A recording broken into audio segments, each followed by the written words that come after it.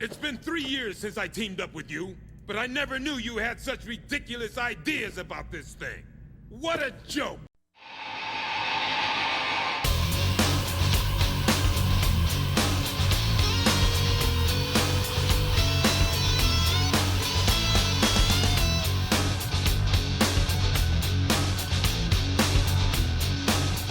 Hello and welcome. I am Cindershadow, and today we're going to talk about the upcoming Cowboy Bebop series on Netflix. I have been reserved on this show mostly because there seems to be a missing character out of the show. I understand Ed is one of those characters that didn't show up until later in the show. However, my major thing about that is the dog, the corgi, data dog, Ein, whatever you want to call him, is there, and he shows up at the same time Ed did. So that, just to clarify that, because I had a previous video and people were like, well, he wasn't there for the first little bit. But if you've got Ein, you need to have Ed. So that is my first reservation on this show. It comes out, 6 days? We're going to finally see the first episode of this. If it's a 10-episode series, I am still very reserved at what's going to happen with this show, if it's even going to be worth the Netflix print that they've done on this show. There's a lot of things. We've got Daniela, who is playing Faye, attacking fans online, saying, and just outright berating people and being condescending, saying you got to watch it and all this other stuff, and just not being nice in general. You know, when you've got a show here that's coming out and people really, like myself, enjoy the original show, there's an expectation that you need to live up to.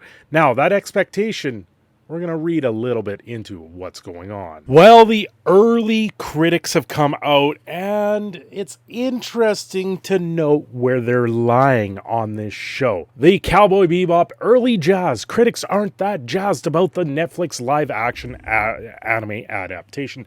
I don't know the sign, this website, it's /film.com, where this is coming from. They've kind of compiled people's opinions that have seen the first couple episodes, and they're making name for themselves online with it, and just saying, you know what, listen, it's not really going to live up to the original. It's not the original. It's a different style of show, and it's interesting where things are going to lie. Now, the first thing I want to note here, the 10-episode iteration of Cowboy Bebop series was developed by Andre Nemec and penned by Christopher Yost, a writer known for his work with the Marvel Cinematic Universe, with Thor: The Dark World, which I didn't really like that much, Thor Ragnarok, which I loved, The Mandalorian, which is okay. Like, the first season of The Mandalorian was pretty decent. And then Cowboy Bebop stars Jean Shao, Mustafar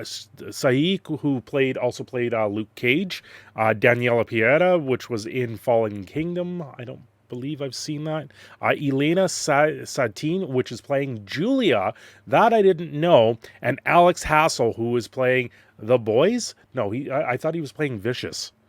It drops November 19th on Netflix.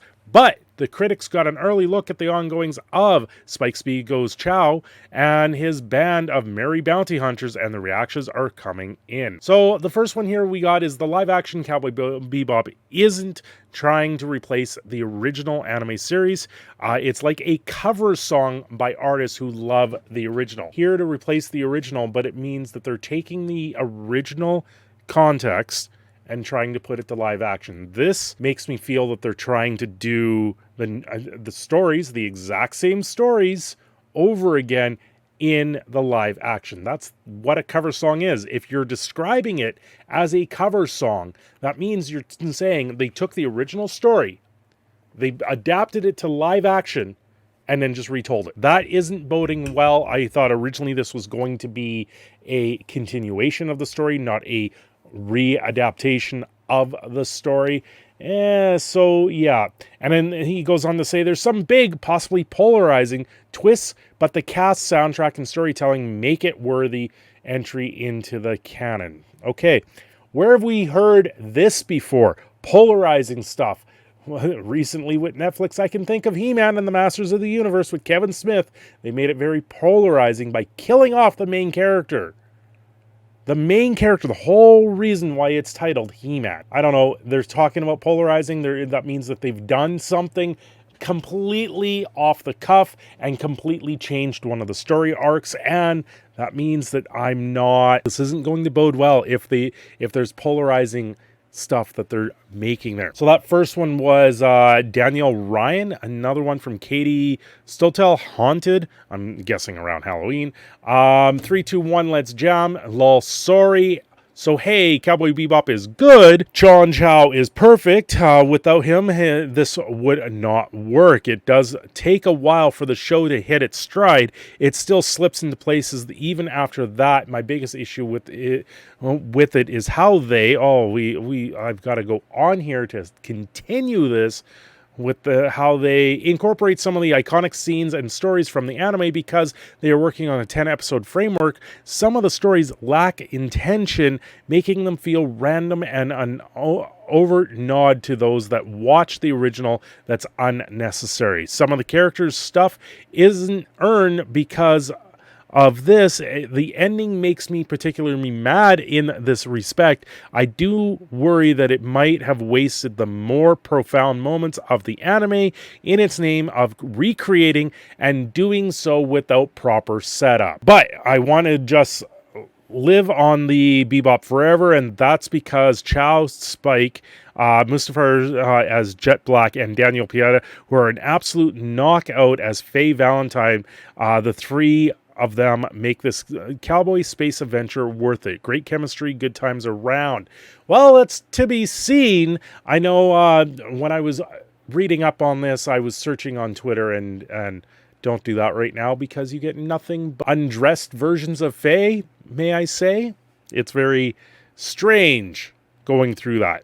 So they're saying they're liking the dynamic of the characters, but they're not liking the show because it seems to be lacking a lot here. And that is what this article really does get into. They're saying it's missing the magic of the original. Early reactions aren't hot for Bebop. Eric Francisco makes the point of lauding the show's reference, but complains of the meandering plot and wasted talent. Now, the original show at times was a little slow, but that slowness was always to set the mood, and then they filled it in with some of the music, and they were always trying to push this mood, how this is in the future, how things are bleak, how people, like on the Bebop, they're always going hungry. So we'll have to wait to see here. There's quite a bit behind the stuff, but everything that I'm reading here, it's like, I've been a Cowboy Bebop super fan since day I found the first DVD in the back of Sam Goody's in '98. So I volunteered to review Netflix live action adaptation for IndieWire. It was a grave mistake. Reviews drop Monday. Save yourselves. That is very ominous, and I don't think this is going to end well. So, you know what, guys? What do you guys think so far? I've got reservations on this, mostly because I'm missing probably my favorite character in this series.